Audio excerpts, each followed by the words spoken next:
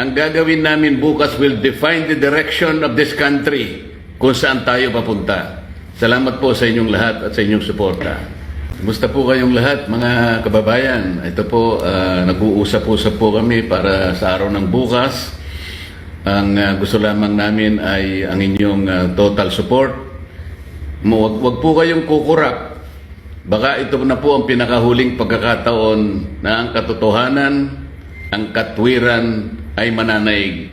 Kagaya po na sinabi ni SP Alan, lahat po ay gagawin nila para patuloy na pagtakpan ang isang issue na kayong lahat ay may kinalaman sapagkat pera po ninyo ang ninakaw nila.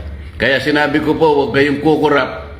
Ang gagawin namin bukas will define the direction of this country kung saan tayo papunta. Salamat po sa inyong lahat at sa inyong suporta.